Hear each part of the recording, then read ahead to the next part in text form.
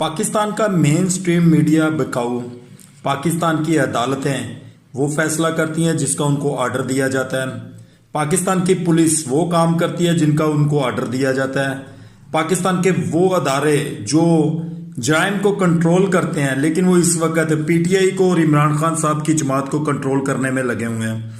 अगर हम ये सारी चीजें काउंट डाउन करें तो हमारे पास कोई भी ऐसा अदारा नहीं है जो इस वक्त पाकिस्तान के अंदर मेरिट के ऊपर काम करता हो और कोई ऐसा काम करता हो जिसकी